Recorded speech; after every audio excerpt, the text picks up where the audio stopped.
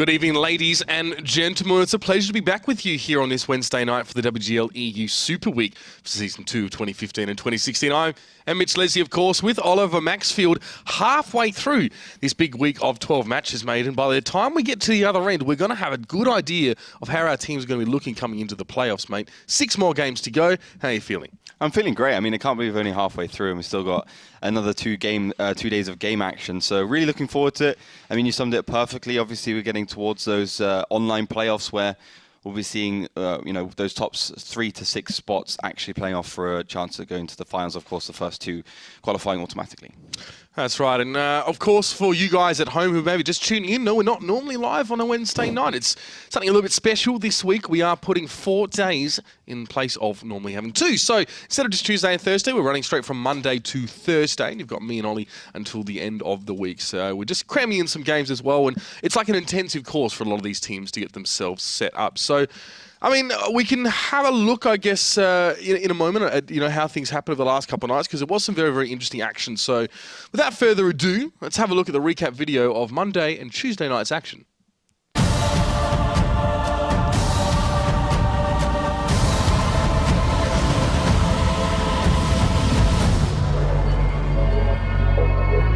Welcome to the WGLEU. We are into match week 8. We are flying through this season. So he can actually shoot. Desha might be able to land the shot. Yes, he does. Absolutely ruined that spat shot. Taken off the map.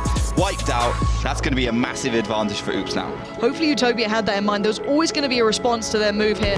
Oh, but again, that is not what you want to be seeing if you're an Oops fan. These artillery plays coming out have been massive thus far.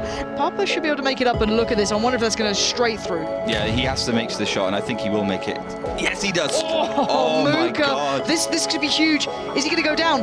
He won't. Yes, He's he gone. will. Unbelievable. Again. They Papa just got there. They managed to get the boost up. We have seen artillery pizzas fail to actually get the decap here, just because of the RNG factor. So they could potentially be here, but not this time. HG just finds Papa Pavi, and it's 3 for 3. We've had Mines, we've had Steps, and now we've had Ghost Town, all with artillery one-shots. But the spots are coming out, and Almighty Artur already backing off. Not every shot connecting on towards that STB, but enough damage to send Almighty Artur absolutely reeling. And how does Tarantula respond to this? What can he do from the back in this artillery? It's hard to say now as we see Tornado mobilizing in a big way. We've got the 2 E50Ms on the south. We're going to pincer Knackebrod in the middle of the hill. Yeah, he's going to get absolutely wrecked now, Almighty Artur. And Tarantula wasn't even aiming towards those tanks that were pushing. They were aiming into a different direction. Now they're trying to push around the corner, but the Armageddon is there with the E50M. And look at this, Armageddon coming up from behind. There's 2 E50Ms as well, able to hold these tanks at bay until, Tornado Rocks was ready to spring the trap. Unfortunately, Knackebrod had 1 good map up against Tornado Rocks, but 1 is just not enough, especially in this format now. 3 maps have been brilliant for Tornado Rocks now, and they've showed up in Mines in a big way. It's Pad now, shots from in front and behind, and it's at this point where you start looking around the battlefield for your teammates and realize that there just aren't that many left. He reveals these lower glasses to Pobble, the weak spot on an IS-7. Pobble can't penetrate that, so Milosh is being smart. Sidling up the hill, 36 seconds left, and Pobble goes down. Milosh gets the finish there as well. But more when the team was all the way over to the left, and the Batchat has shot and been spotted. Perfect position for the Batchat there. You see Mail in the dead zone, already taking some hits. Shockish gets a finish on Vale, and it's caused Holknick and Co to push over because they know they've got Derzanishta under their thumb. Holknick's a one-shot here, but Rulzik is still looking pretty darn good, and Derzanishta just trying to waste time. Meritorious doesn't even seem concerned about him right now, as that Batchat off towards the side did so much damage. Look at the dead zone. He's a one-shot now. He's probably going to be going hunting for International, but International's going to just get the heck out. He doesn't care. He's fired all of his shots. He's done the damage. Pentana looking really average.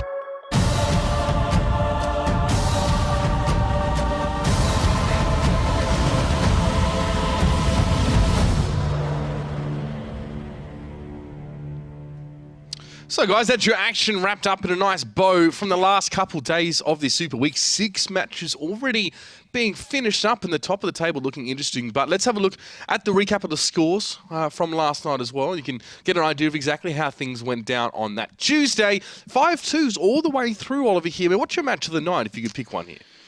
I'm not sure. I mean, they were all pretty interesting, but I guess Tornado versus KB was good. I mean, I thought KB would be able to put up more of a fight against Tornado. I felt like they they frustrated me a lot. I got pretty frustrated in that match because I just felt KB was so close, like 5-10% away from being able to beat Tornado Rocks, but they threw so many games, and that was a big disappointment. But yeah, they had a lot of good ideas in that one, and it was definitely enjoyable. Sorry, that was Tuesday night's matches. We can have a look, of course, at the ladder as well and see how that's been affected after the first few games, of course, following last night. Some interesting positionings for some teams here. Now, Oops, of course, spent their time in the sun towards the top of the ladder for a little bit. They had to wait now for a few teams to catch up. They're going to be playing today as well. They can set themselves in equal first if all does go well. Wombats and Tanks there, no surprises. They've made their way up towards the top of the ladder after that little hiatus. Good to see Ding up there as well. And Castor Crew, I mean, those guys as well had a pretty average night on Monday night. They definitely need to sort of make up for that one. They'll be playing tomorrow again, so fear not, Castor fans. You'll see them. And down towards the bottom as well, Stronk, Siema, Oliver, still looking for that first win. Yeah, exactly. I mean, 8 for 8 right now in terms of losses for them. It's a big disappointing season for them. It's very unfortunate. And, 3 Polish team out of range, Rusty Roster and Stronk Siema out of 4 in those bottom 3 places. So Utopia, the only one really stepping up, and we got to see them play against Oops and good tactics and winning that tiebreaker. Yeah, and Utopia definitely a team who has potential to sort of have a breakout game here and there, and we look for them later on tonight and see.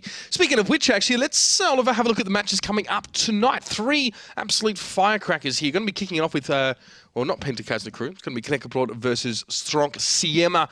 That's going to be an interesting one there as well. We've already seen KB, struggled last night as well. They were up against some stiff opposition.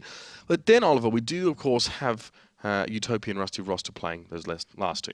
Yeah, that's going to be an interesting one. I mean, Oops obviously coming off their loss. Rusty Roster getting slightly better, getting slightly worse, I think, actually, through the season. They started off okay, but now just not looking very good in 11th place. And Oops obviously coming off that tiebreaker loss against Utopia. They want to be getting back at the top of that table. So that, for me, is going to be Oops' comeback tour, if they can actually manage that. And Utopia Synergy has to be the most close game tonight. I mean, Utopia seemed to be getting better. Synergy as well had a good game against Kasner. Well, there you have it. We'll have to wait and see now exactly how the end of this week is going to work out. Only 2 more match weeks to follow this Super Week, so going to be very, very interesting. And for all the information on what's happening in your guys' world, as we do try and connect with you through this show, we've got Melly down the end here. Now, Melly, we are halfway through, of course. Last night, somehow you're still here. You didn't get fired, which is saying something. Good to see you got a shirt on today as well. Say again? Good to see you got a shirt on today. Do you not normally wear a shirt? I don't know what are you talking about? Like a button-down shirt. Yeah, like a button shirt. No, I never do that. I actually always have these kind of shirts. I never noticed. Yeah, that's how you're looking at me, Ollie. Sorry. That's how you're looking at me. So you just look straight through it, don't even notice it. Yes, exactly. He's not noticing me. That's why I have to. I just missed the days when we were wearing shorts in the studios in summer. That was the real. Don't ruin that TV magic. Sorry. No, I got ruined yesterday when they saw me standing up, putting my headset on in between the breaks, and for some reason our switcher went to me like this, putting my headset on, shirt hanging out, my gut just the Christmas New Year extra weight just hanging out there. I'm like, at least I can hide it below the desk here and just That's suck why it I'm up. sucking in my tummy as well, because the side shot is fatal. Yeah. See, we don't have that to worry about, because I've got this up here as well, and I can always just crack a little really bicep one and just hold your hands in front. But we're drifting away from our main topic again. People, welcome from my side as well. It's nice to having you actually around, and yes, get involved. We always love reading from you. If it's on Twitter by using the hashtag WGLEU, or getting involved in our team vote on Facebook.com/WGLEU. Just head over there, check out those pages, and also like and follow them, of course, to stay updated regarding every Wargaming.net League meta, and also team content. Yep. Out of Range is holding a contest currently. Check it out, and also another team as well, which we'll see posted on Friday. And I could actually check this out for a second. But yes, get involved. By participating in our team vote, you can also win bonus codes, and that's always a good thing if you ask me. And the Wild Bunch is also doing a contest. It's running until the 31st. They're Silver Series, though. Yes, but it's together with What Ding. do you mean? Who cares? Yeah, no, I'm just saying. Just in case people think they're Gold Series and they can't find them the Wild or Bunch and Ding. Yeah. So a Gold Series and a Silver Series team is holding a big contest together. You should definitely check out those Facebook pages as well. You will find the links on our page or by simply searching them on Facebook. You know the drill. Maybe I'll post later on Twitter as well. As said, at WGLEU is our Twitter domain. You should definitely keep an eye on there. So if you have to leave during the day, don't be sad. Just follow it and you will get live updates during the matches, so you will always know what teams are playing and how the score is going and how they're performing. Fantastic stuff. And we will check in with the voting for our first map a little bit later on, just as we get that one started. On that note as well, don't forget to subscribe to our YouTube channel. Head over there as well, youtube.com/WGLEU. You can go over the VODs from past things, just like Oliver's actually done here. And he's cut out a little bit of a moment that we had last night. I've actually got it on my screen. I can show you guys. This is how you professionally operate in a job. I'll get the bottle on the desk. I'm talking to Oliver, pretending like I was listening. 10 out of 10. And mate. watch this one. Sneaky little, see you later, mate. Professional. There you go. I didn't cut it out, by the way. Full disclosure, it was one of the Wargaming players. Oh, okay. Just in case. Yeah. So at least it's nice to know they go back over the VODs here as well. But obviously, Ollie didn't even realise I was doing that. I had absolutely no clue. You got to watch. I can't remember what it was, but it was the game between between Penn. I think it was the first game, but you got to go back because it's me just talking to him and then him just trying to push the water ball. I had absolutely no clue he was doing it at the same time. It was just genius. It does happen sometimes. Good job, we try and keep obviously stuff off the desk, but I thought you're trolling. When I first watched it, you must be trolling. You must know that everyone can see you because you're on camera. Yeah, but I was on the shot, so it's kind of hard to. You got to gauge it, right? I guess. Yeah, that's right, and that's what Melly keeps all her food like just below here. Just packs it in there. There's like no little. food. Look, it's all gone. Don't have so much. I there ate today. that one. Huh? Maybe she hoarded it all there for the week, and then she just goes through it slowly as you go. But then I was too fast because we'll be here tomorrow as well. But I mean, we're sitting here roughly around 5 hours, so we need water, we need snacks. Don't blame us if something makes it into the shots. That's right. If you do check out the hashtag WGLEU, we've been posting on a bit as well. You can see what Oliver had for dinner tonight before the show. I'm eating, mate. On the hashtag WGLEU, or at least what he plans to eat. He's like a mongoose. That's your only hint there. Melly, now as we jump into this first match, of course, it's going to be Knackebrod versus Stronk Siema. We could quickly check in with the vote. Jeez, mind reader, perfect. 76% for Knackebrod. Okay. Ooh. So pretty convincing there. I mean, we talked about Stronk Siema. Yes. Before the show, I sort of said, well, I mean, we actually didn't see Stronk Siema play last week at all, by the way. So they had a break.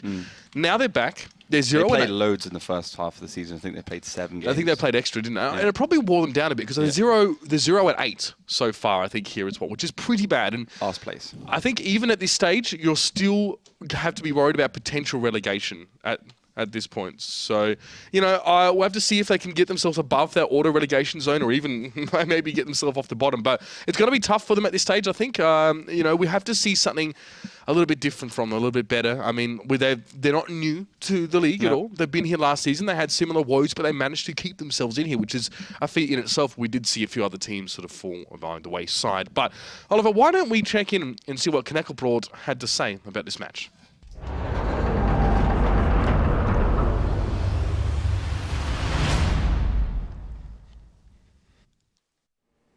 Stronk is certainly not the best team in the league right now, but I guess I shouldn't be overconfident. They might be able to do a comeback, but I'm going into the match with really great expectations.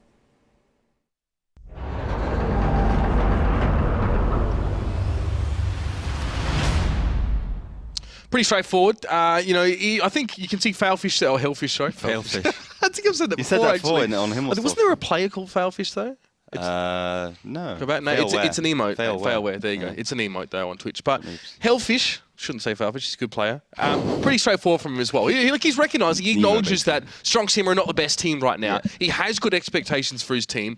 But if Stronk Siema are going to pick up a win at some point, this wouldn't be a terrible place to do it. Our first map's going to be Ghost Town to kick things off, which is a map that we've seen Stronk Siema want to go for in the past. Here's your tank picks, a lot of FE215Bs, and I guess ostensibly no tank destroyers being picked up here. No, interesting. I mean, normally we see like a T110 E3, E4, or a Waffentrug Alpha E100. So this is interesting. Just full what seems to be Himmelsdorf lineups here with Conquerors, FE215Bs, AMX50Bs, that kind of thing. And yeah, you're right. I mean, I would say this is, Stronk Siema's strongest map and also KB's strongest map. KB with about 76% win ratio on it. They're absolutely fantastic. A dominant force, and Stronk Siema with up 50%. So, yeah, I guess these are two teams which really do thrive on Ghost Town. Yeah, and you can see Knackebrod have the Asimov camo on their tanks just for good luck. Obviously, very auspicious thing to have on your tanks. And we talked about Crux on this map as well. He likes to position himself as a very key part of the strategy here for Knackebrod, often heading up the top damage charts here. Yesterday we saw teams on 2 occasions actually favour the north side of the map here on the attacking side. They wanted to set up there, but this time actually Knackebrod going towards the south, maybe want to try and hook around and work in from the west towards capture point number 2. But Stronk Siema are moving as a unit here. You can see all of them moving across now, pretty much from west to east here in the north side of the map, and they're not going to spot anything for a while here, Oliver. No, they're not at all. I mean, both teams exactly going to the opposite side of the map. But this is kind of typical for an attacking team these days, just to go aggressive at the beginning, seeing what they can find. And it seems to me like Stronk Siema as well, just trying to work their way into this game. Of course, with that new player, I can't remember exactly what his name is, but it'll come to me at some point. But KB starting to work their way up, and Stronk Siema down, and I think you'll see both teams just starting to set up in the normal positions on Ghost Town, along those ramps, around the buildings, just to make sure they can hold the right angles. Mighty Artur and Crux setting up here towards probably the most immediate western point towards the middle of the map. And both teams essentially been able to swap sides here. So this is quite interesting given that Knackebrod are on that western side and actually being the attacking team. So keep an eye and see how they actually work their way in towards the center of the map. It's Hunterzord and Steroids tentatively just keeping an eye on things here, just in case they spot any of KB's players going in towards his cap. It's quite actually interesting. We normally see boot teams contesting this point, I guess, diagonally in the northwest and the southeast, but this time it's actually in the northeast and the southwest, if that makes any sense. So things being put on their head a little bit here as well. KB may have been hoping to facilitate something like this, or maybe they just wanted to go at their strategy and see what they could make Stronk Siema do. Neither team has spotted each other though, Oliver, as well. We can see that Stronk Siema, Wilson and Catch Me aren't on lighter tanks. They've got those Conquerors, so they don't really have the speed, but the same with Mighty Artur and Tarantula. So already, you know, you're not going to see those medium tanks flanking around the outside of the map, and Tarantula gets the first shot in. Yeah, first shell going the way of KB, and yeah, it's a slow start to this map, and we're 2.5 minutes in now, and both teams still maneuvering about, and of course, Stronk Siema on the defensive side, they are just 100% committed to that northern cap, making sure that it's locked down. And I think for KB, that they're coming off 2 losses, and they just want to try and stop that. They want to get back into this game, make sure that they get off that 8th place they're currently sitting in. And to me, it looks like they're setting up for a number 2 cap. Typically, KB doesn't like to go for the caps on this map, and maybe that's why they've been successful. They've gone for a lot of exchanges, just going full in and looking at their lineup with the 50Bs, the Conquerors. I wouldn't be surprised if they try and go for an engagement here. If maybe they go into the top of that ramp and then try and take down Steroids. But yeah, the cap's going to be underway now by that 113. And that's just going to put some pressure onto Stronk Siema, and we'll have to see how they react. Of course, the most logical move will be to go hull down just in front of where Steroids is. Hellfish has made his way on towards the cap here as well. And you're saying that Knackebrod usually don't like to go for that one, but they really haven't got much choice. They've got to try and pull Stronk Siema out of position right now, and it looks like that is going to work. Rotations back towards the western side via the north here for Stronk Siema. They want to try and maybe catch a Conqueror, or maybe a 50B unaware. They've split their forces here as well, which Knackebrod actually probably don't mind so much here, especially if they can punch through one of those more weakened arms of this Stronk Siema double-pronged assault.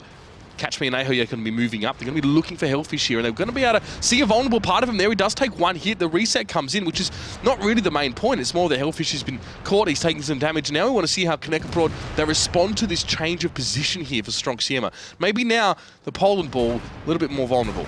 Yeah, both teams exchanging right now, and it's pretty even, but 2 of the players from KB have been Amarak. That could have a significant effect if they've already blown their repair kit. It looks like Bratty perhaps could have, if he hasn't fired all those shells. He's still got 2, so I guess he doesn't need to repair his Amarak yet.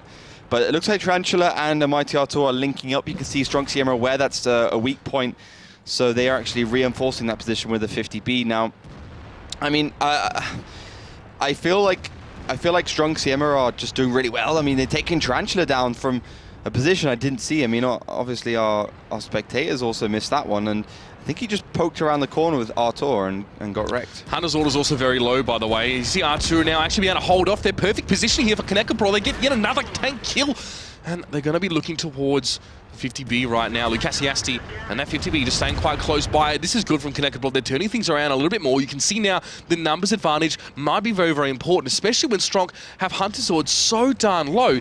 It seems like Knackebrod thriving in this more chaotic scenario here as Hunter's Sword as well falls down. That's the 110E5 finally succumbing to the damage coming towards him.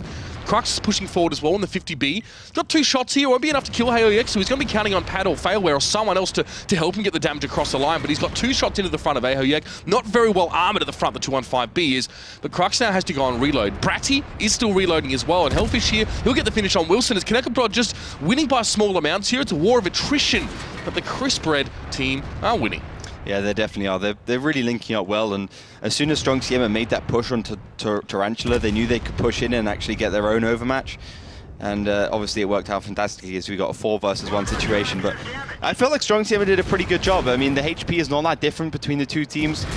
And a lot of the players from KB are pretty low. I mean, Almighty Artur, Hellfish, Crooks all near one-shots or one-shots themselves. So it's not a bad round. I mean, of course, the defensive side, technically the better side in many respects on Ghost Town. So it's good that KB managed to come out with a win. But yeah, we saw what happened.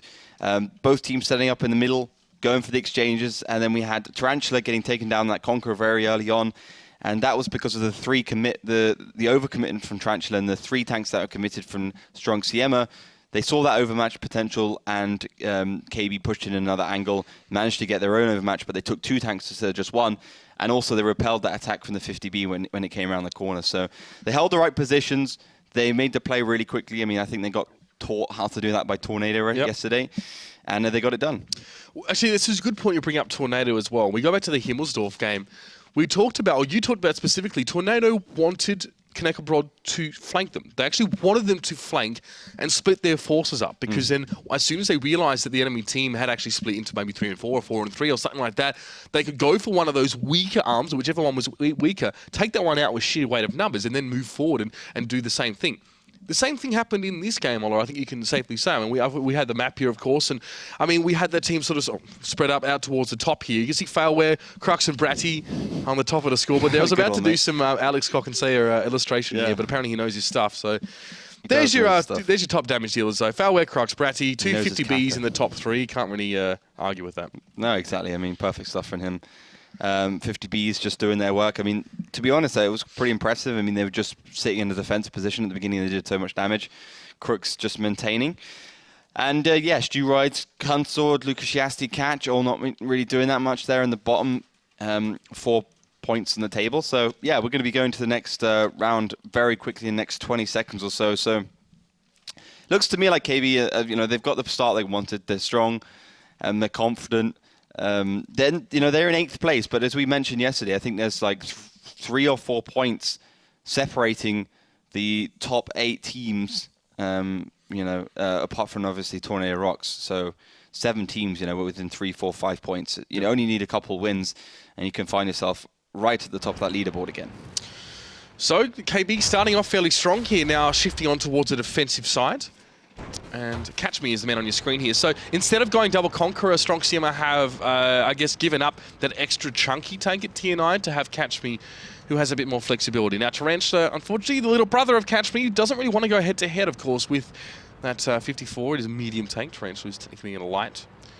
And he hasn't really spotted much yet. As we see Strong Siema moving in the column now, they want to challenge in the south, which is quite interesting, because Knackebrod are also there.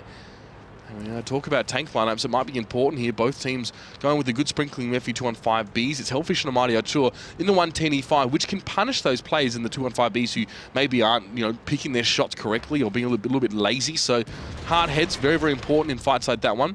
Brady caught around the corner here. It was Crux that took a shot.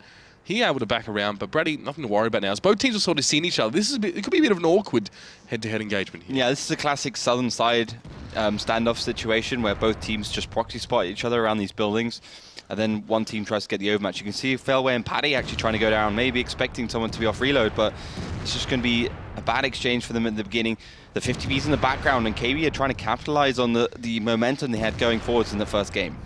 Well, a little bit of damage now going in the direction of Knackebrod. They're definitely losing out in the early engagements.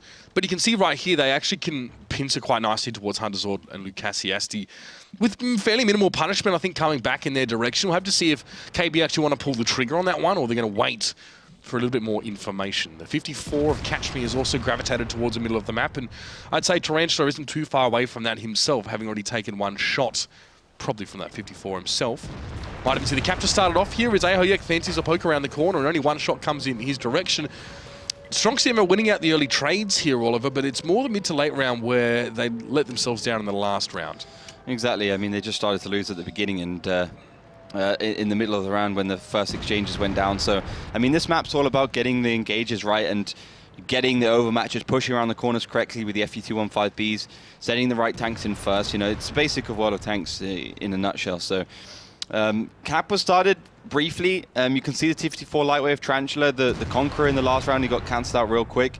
He's having a little bit of a roam around the map, and he's of course going to be a very important role as he can basically keep Catch completely locked down. Catch obviously in the tier 9, so, and with a tier 10 gun, it's going to be really good if Tarantula can keep him out of the game, and that's going to give the Conqueror of Wilson the ability to push KB ahead in terms of damage in the firefights. So, yeah, I mean, typically when we see teams push around the corner where Lucasiasti is, it's not going to work out well for you because you've got so many tanks there.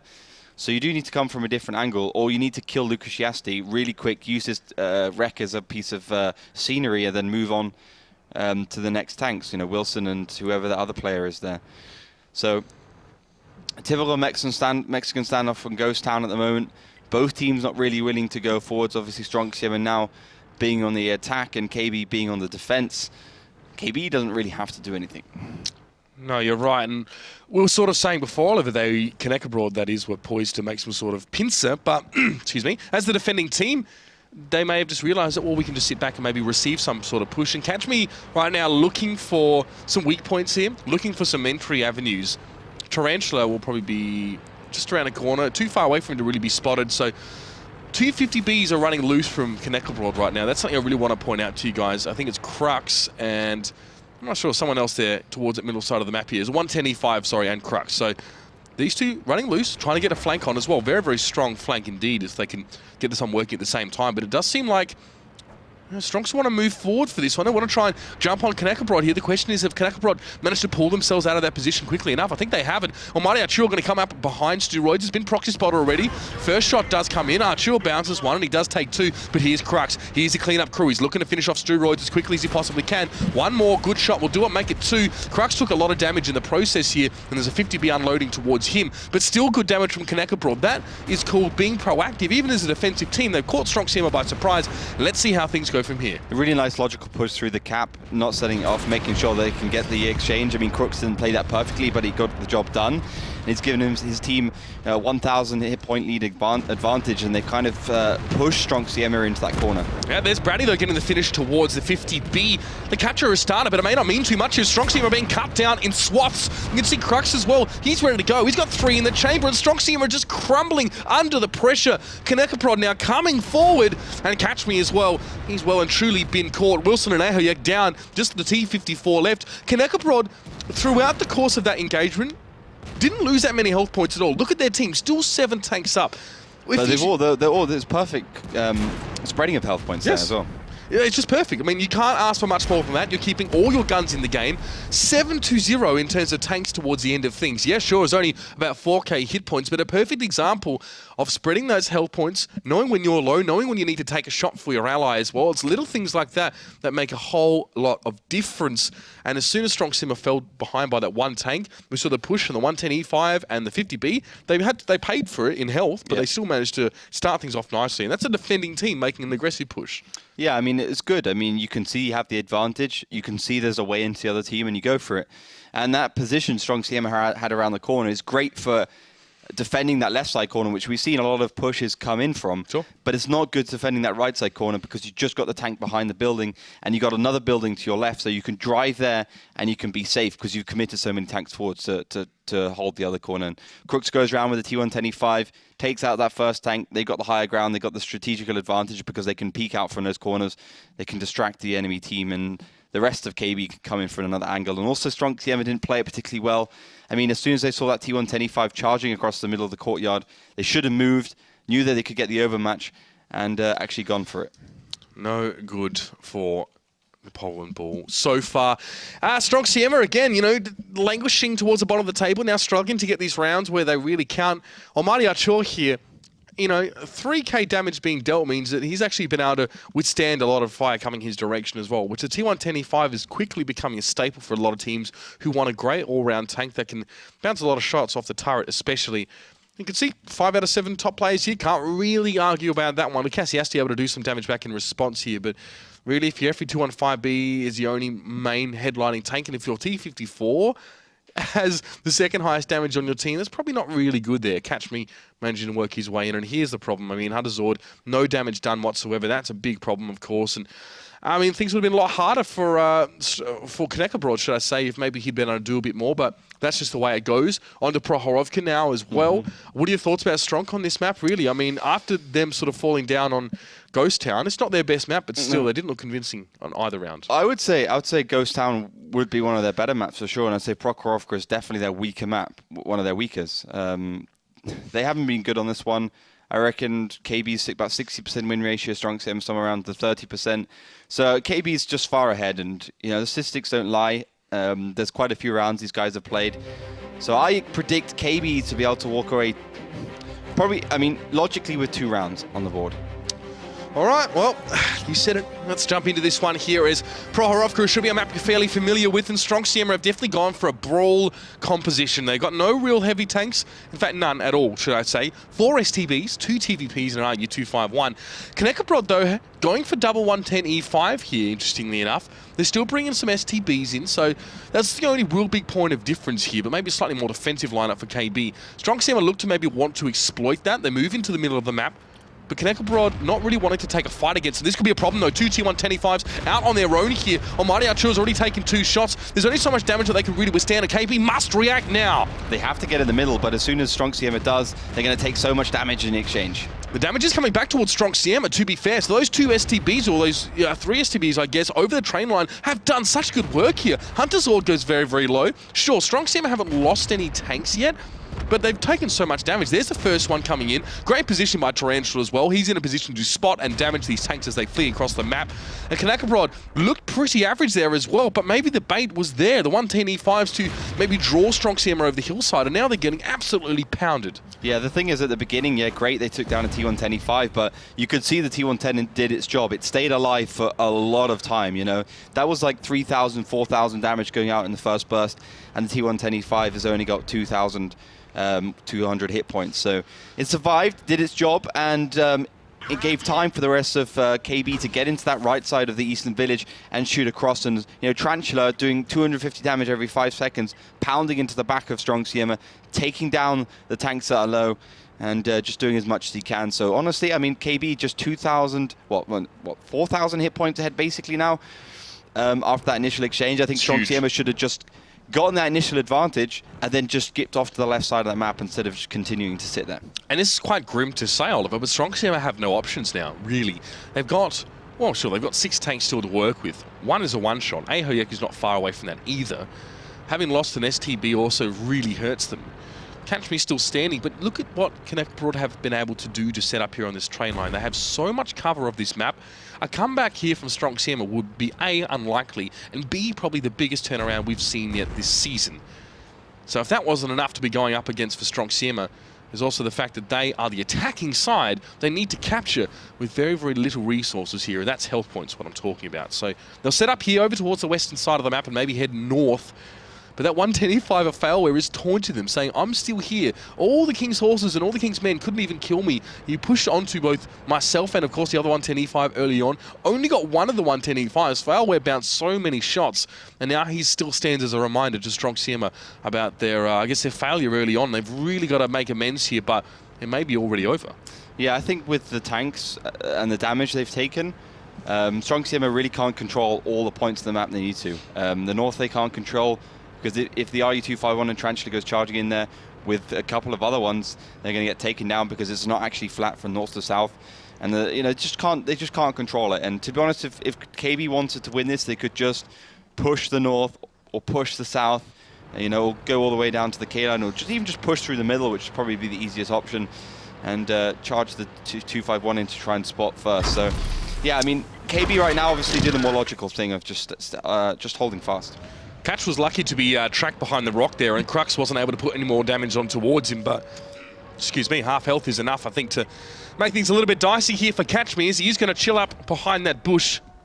But there's a lot of cover of the map available to Knackebrod right now. 3 STBs in the middle with that pretty damn decent gun depression. I think there's some blind shots coming in to Catch Me's direction now. Perhaps only a matter of time before he is indeed caught. This is a fairly standard strategy from Stronk Siema. Now, this may work if they were full strength. The problem is look at the health on your screen. On the right-hand side, they're not looking good at all. One of their TVPs is just a breath away from death. Knackebrod not too far behind either. Time ticks down. Catch Me on the cap here as well, but Knackebrod, they have some time to decide how they go about this. They got Failware on the other side of the hill, great hull down tank, and they spotted Catch Me. There's the shot, there's the reset, and that is just bad news for Stronk. Yeah, Failware just testing the water there and even found a nice little angle onto Catch. So Catch Me can go down in the next shot if Failware really wants to. And then that's pretty much the way the cookie's going to crumble for Stronk Siema. They're not going to be able to use any other tanks without sacrificing too much tier 10s to actually get that cap done and dusted. So Failware's just going to peek over again once he goes unspotted, take down Catch, and then KB could pretty much just push over and actually get the win here. But this time there is a bit of a reply onto Failware, some damage going across, but Lucas Yasti just immediately gets punished because he's shot not behind double bushes, and he's got to go safe again in B2 area. Steroids taking some damage now as well. So even the firing squad that Stronk Siema has set towards the western side of the map are being lit intermittently and are being punished as a result. Catch Me has one chance, really. Now, he pretty much sits here and hopes that even if he dies, Stronk Siema can do about 6k damage to KB. That would be the only scenario in which his life is worth being given up, but they have no choice at this stage. They have to try something. And you can see that Ahoyek is relocating, so is Lucasiasti, maybe hoping for a bit more of a centralized position. But, it's not going to be long before Bratty maybe even wants to go for some sort of push. Failware has an idea where Catch Me is. He shoots some dirt there, though, as his shot not really landing where he would have liked it to. Bratty is going to be happy to take some damage here. Knackebrod can give up a full tank and more. There you go, there's a shot. Failware comes up for his second. Bratty didn't even really need to go there at all, but he did. He was spotted. No damage going towards him. That's shocking. Stronk Siema now, well, they got no choice. They've got to come forward. They've got to do something. Their capping tank is dead. They have 3 minutes and 45 seconds left, and they are way, way behind in health. Just finished the game, KB. You're so far ahead. This is Crux. He's just saying, don't move a muscle, boys. All right, discipline. Yeah, I mean, after 2 losses, you can see the confidence of a team being effective. They don't want to give anything away. And we've seen so many weird comebacks, even when a team's been at a massive advantage. Obviously, yesterday, when Out of Range and 1 Mats on Tanks played, and I think Out of Range somehow managed to almost lose the game after being 3,000 or 4,000 hit points ahead. So a lot of these teams trying to avoid a similar situation. Well, and this is Stronk Siema now just coming forward and pretty much ending the game themselves here. I mean, they're trying, but there's no way you can come back from this. You've got 3 STBs. Make that 2, sorry. My mistake. Hellfish now is going to roll over the top as well. We look for the finish on Lucasiasti. Crux charging in as well in the TVP. Looking for the finish on Wilson. And Stronk Siema have fallen by the wayside here. The last TVP is lit and shown to all and sundry. He's dodged a lot of shots there as well. Somehow still alive, but he should fall in a moment. Failware gets the finish off there. Hellfish Failware. That's where I made the mistake. Yeah. Now I know. Knackebrod, though, go up 3-0. Prohorovka, another very unconvincing performance from Stronk Siema. And you've got to be wondering now, how the heck are they going to avoid relegation at this rate? I have no idea. I don't know how they've... Well, last season they're actually pretty good. This season they're not very good. I think they came like 8th last season. So now in 12th place with basically 9 losses in a row, what it looks like. I mean, 3 rounds are going towards KB. They only need 2 more to win, obviously, in a best of 9. But, I mean, that game there, it was done in the first 1 minute, basically. 1.5 minutes, we saw Stronk Siema push into the middle. Okay, they got a kill on the T135, but they received like 4,000 damage for it. Also lost a tier 10. Yep. It's going to be very much game over if KB just plays their cards right. But we waited another 5 minutes just for Stronk Siema to try and play the other cards you can use on Prokhorov. Go in the cap, and then push across that lower middle area. And obviously that's not going to work out when you have 1 tier 10 and another couple in terms of HP down off your team. So yeah, we're going to be going now on to Prokhorov round 2. KB on the harder side now, the attacking side, so we could be seeing something interesting. I mean, teams generally have to try and innovate a little bit more on the attack, as you do need to go for those objectives. Here's your damage count back, and Crux, again, if he's not up the top, he's usually down towards the bottom, but this time... Red line sniper. Exactly right. Perfect way to put it. 35-54 damage done by him, so quite considerable here. You can see Steroids and the other two TVPs getting some decent damage, but really it's centered pretty much around the one tank. We've got 5 tanks with under 1k, so pretty quiet for those guys here. We see Almighty Arturo, of course, going down a little bit earlier on there, so that's not really an issue. He was perfectly used, and this is it's almost a 742 strategy actually to allow one tank to be baited in to get the trade of one or more. Excuse me. So yeah, pretty solid stuff there, Oliver. I really can't fault KB right now. We're going to be jumping into our next Prohorovka round here, and we do see a little bit more of a variation here. The Batchat coming in, an IS-7 being picked up, so heavy tank being used, but Stronk going with the same lineup. Yeah, Stronk just sticking to their guns, and it's a good all-rounder, so not too surprised. Looks like to me KB's going for the classic, pushing through the middle at the beginning, not fanning about. They got the medium tank, so they don't have to worry about having to escort a heavier tank, and they're just going to push that right side, go for that 2-cap as quickly as possible. And Stronk Siema are doing exactly the same, just pushing towards the left. So we have a more old school kind of tactic here. Yeah, well, Catch Me is the only one actually really going forward, and he's just going to get taken out pretty much straight away. No, me neither. There are multiple ways to skin a cat. That is not one of them. Hellfish and Almighty Arturo heading across now towards the middle of the map. Now, there is an overmatch scenario here for Stronk Siema for the next 3 seconds, but you can see the shots coming in from that side of the map, the middle of the map. So those two TVPs at the top of the screen can't fire down on Padfail where at Hellfish yet. They have to commit to this bowl, and this could be quite dangerous now. Bratty in the Batchat, able to do some damage. Knackebrod already have a big advantage, of course, getting Catch Me early on. Then the damage just comes in the right directions at the right time, every time for KB. It continues to happen. Now, Bratty's on reload, so is Crux, so keep in mind there's a bit of a window here, but those STBs now, Hellfish is there, taking a lot of damage, but still gets a finish on Wilson. It's just deplorable play from Stronk Siema. Yeah, I mean, Stronk Siema, they got 2 red line snipers there. Steroids, the new guy. I think 2 or 3 players of Stronk Siema didn't even commit to the push. First of all, they took too long to commit. They should just gone straight in, or they should have not gone in. Simple as that. It's a boolean for them. But then when they did commit, 2 or 3 of them stood back. Like, you can't do that. That's one of the first things you have to learn. You can see that Stronk Siema are not even sure what they want to do, and it's going to be such a easy cleanup here for KB, and the 4th consecutive, relatively easy round on the board here on Prohorovka, and going on match point for them as well. It was Guccio last season. We're 35 minutes into this game, 30 minutes into this game, and it's basically over already. Yeah. Guccio last season approached me actually during the media day, and he said, "You guys are pretty hard on us as a team." And I said to him, fair enough, mate. I mean, you guys had a pretty rocky start to the season. They proved me wrong at the end of last season and made their way back up here, but it's pretty hard to imagine us expecting Stronk Siema to lose as being an unjustifiable thing. Guccio ostensibly we were hard on KB also yesterday as well. I mean, obviously, we're not, we don't know exactly what happens in the comms, and there's all sorts of things we don't know, but we're just giving our opinion on it, and that's what we get. It's what we get paid very little money to do. Yep, so exactly. Sit that one in there, Joe Miller. Joe Miller. Well, pretty straightforward though. I mean, and Guccio's missing, of course, auspiciously from this team, who for me was pretty important. Maybe not always, a big influence in terms of damage being done on the map, but definitely a cool head amongst them, and quite an experienced player. Hello, if he's watching, and your team needs you, mate.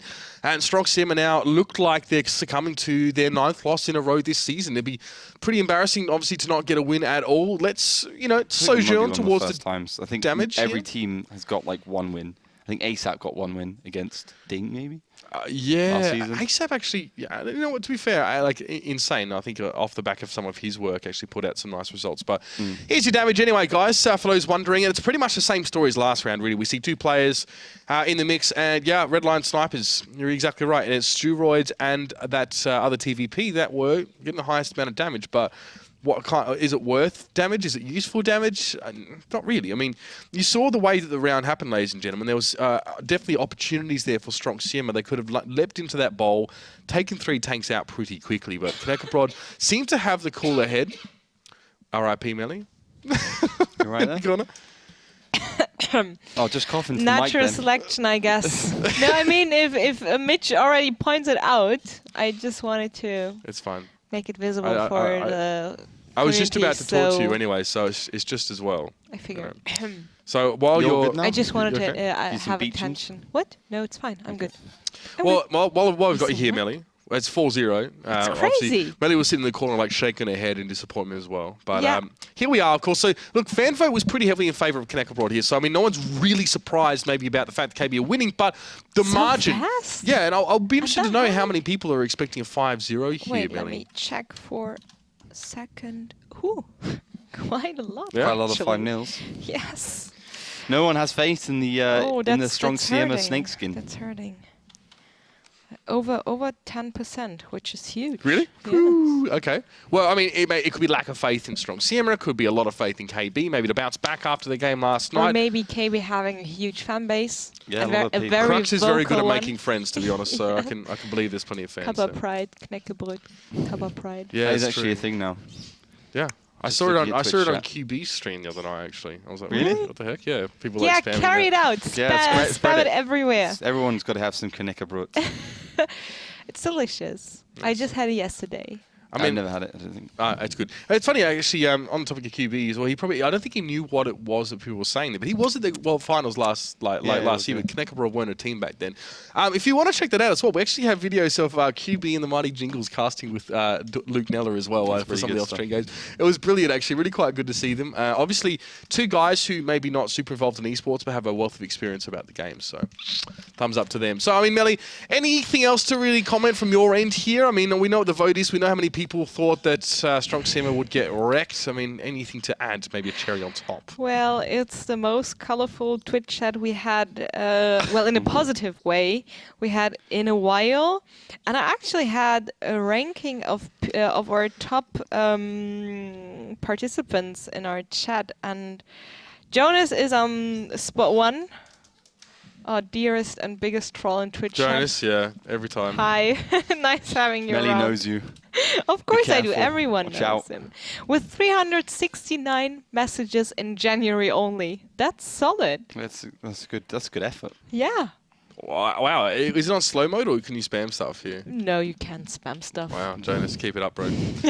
No, our Nightbot is pretty good at keeping that spam in check, and also our awesome mods are keeping an eye on the people. So it's, well, most of the time it's huge, great fun to read what people are chatting. So just let them roam as long as it's Roam free Twitch chat. somehow civilized. Fly free. Aw. Fly free. All right, I tell you what, let's jump back into the game, guys. Now, I think the players are waiting for us to stop talking smack so we can get started with Cliff, potentially the last map here as well. At this rate, it may well be. Yeah, Torrential and Crux would like us to hurry up, so that's fine. We'll jump in just a second, of course. Now, I mean, it's do or die for Stronk Siema, really. Down in the whole 4 rounds, not looking flash at all. I mean, I think there's at least one round up for grabs here for Knackebrod. That's the dangerous part. When you lose 2 maps in a row, you know it's going to be tough times here. Maybe it's because these two teams have coinciding map pools, like their best maps are the same. Maybe KB is just better on those maps. We'll have to see. Double bat chat. Ollie, I'm enjoying this. I'm enjoying the double, triple bat chat lineups we've seen. If they're used properly, I think KB are pretty good at it. And whereas on the side of Stronk Siema, we have 2 E50Ms, which we also did see on Cliff. I think it was actually from Tornado Rocks. Yeah, so, I mean, fast, furious, good lineup all round, and I'd say this is Stronk Siema's chance to get 2 rounds on the board here. They get the 50% winning ratio versus 30%, but both teams only played 4 and 5 rounds respectively, so not a lot of rounds to really get a solid result on. You can hit a couple anomalous results, and suddenly everything is skewed. So catch me getting an early spot down to the south, the T54 Light versus the RE251. Of course, the RE251 will win that DPM battle and also can use HE to penetrate. I think it's got around 120 penetration with 320 damage. 310, 320 damage, somewhere around there.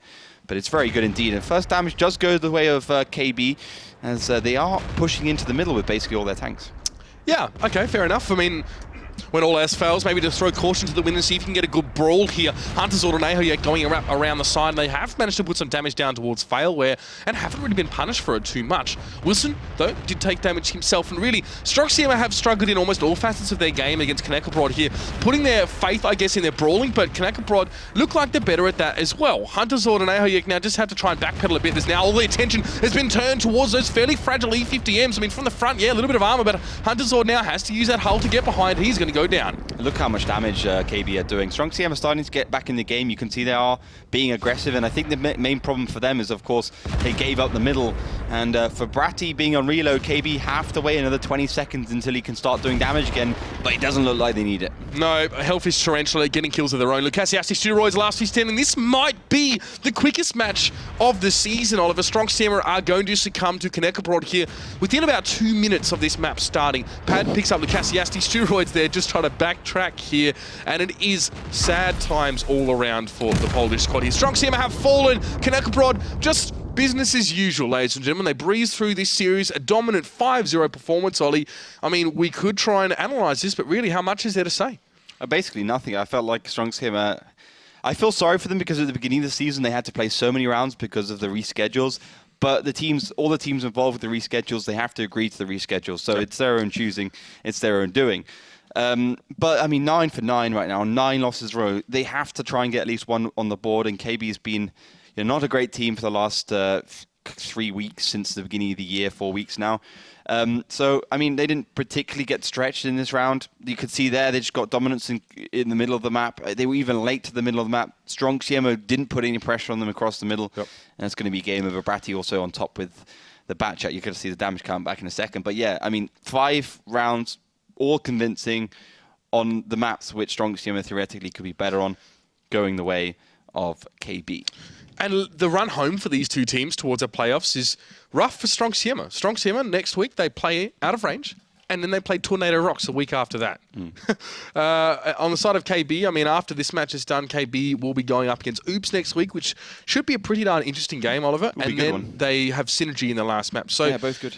You know, potential for KB to maybe sneak up a little bit here as well, but I think they should be happy at this stage for being a mid-table team on their debut season here as well. I mean, you know, Oops will have to wait and see if it's by any sort of fluke or anything that they've got themselves up in that 4th place right now. To see, they're still going to be tested a little bit in coming matches. In fact, the last map tonight is going to feature them here. But here's your post-battle stats there as well. In probably a few moments, we'll have your post-match stats as well. That'll give you an idea of how all the teams perform. So that's just being processed for you guys now. But I mean, what needs to change with Stronk Siema, Oliver? If you could give them any advice from what you can see as a fly on the wall, what would you be saying? I think they got the players there. It's undoubtable. They got some of the best Polish players. I mean, Lucasiasti, ex-Evil Panel Squad team leader, just such an experienced player. Catch Me experience, Guccio experience. I mean, they've got the players, but the problem is they had such a bad start to the season. We always see that, like, there's always one or two teams have a bad start and never recover, and I felt that's what Stronk Siema have done this season, and they just need to end this one, kill it, try and stay out of that 12th place to avoid auto-relegation, just move on from there. And you can see Crooks, Red Line Sniper, he's not a Red Line Sniper, but yeah, he's quite far ahead in that damage count, almost 2,000. Yep, extra 2k, which he'll be happy with, of course. When KB are playing well, Crux is playing well, or maybe it's the other way, actually. When he's playing well, KB are playing well. Either way, we're seeing, a good performance here. Steroids and Lucasiasti, like we've said about Steroids, is that he consistently actually is a fairly high-scoring player on the side of Stronk Siema, but as we go, further along, we can see the rest of his teammates are struggling a bit. Him and Lucasiasti are up there. Like you said, they got the players, Oliver, but, even Hunterzord. You also Hunterzord, Ahoyek as well gave us some good performances, but this is some pretty average damage totals for this game. I mean, Hunterzord, mate, you could get that much damage in one game, in one round, and we've had 5. Yeah, I mean, that's less than 1,000 damage per round, which is just terrible. Average damage, 180. With 20 shots only fired. So it's not a lot of shots. You can see that. I mean, Hunterzord was a substitute last season, and he's just not performed well at all for his team. So I don't know. We'll see. I think they need to go back to the drawing board. They probably just need to get 2 wins, and but I honestly don't see how they can avoid that auto relegation. Out of range is on the up and up. Okay, they had a loss yesterday against Tornado, but it's going to happen. Was it against Tornado? No, against Wombats and Tanks, I believe. And yes, Tornado they can't win against, so... It was Tornado that Knackebrod played yesterday. No. Out of range. Yeah, that was... Yeah, I mean, let's see if they can avoid 12th place. I don't think so, though. Okay, Melly, well, that's that, of course, for this one here. We're going towards Synergy Utopia, which would be an interesting match here. Both teams Absolutely. sitting mid-table. Obviously, we want to know what people are thinking about that one. Exactly, and for that you can just get involved in our team vote. So head over to our Facebook page, facebook.com/WGLEU, and click the very first link on our timeline or the little team vote button right above it. And or you can also go on the your URL wgl.gg/vote. So we have plenty of options for you guys, or just type !vote in our Twitch chat again, the link directly, and get forward to our app where you can simply vote for your favorite team and then predict the exact scoreline for the upcoming matchup. And if you do so, and if you hit the correct score and you're one of the 3 fastest, you might win a bonus code. So get involved. And also, if you have any questions left regarding the teams or the games or whatever you saw on the server, what you questioned, just use the hashtag WGLEU on Twitter, and I will ask our experts for your answer. And some I can also answer myself. Oh, you've been doing this longer than I have, Melly. I'd like to think so. Yes. She knows her stuff as well, clearly. She does know stuff. From time to time. All right, ladies and gents, that's enough of that first game out of the way. When we return from the break, Oliver, it's going to be Synergy versus Utopia here. Utopia have shown a bit of potential in recent times, and Synergy as well, obviously coming back or bouncing back there last week. Let's see what they've got, ladies and gentlemen. We'll see all that and the rest of tonight's games after the break.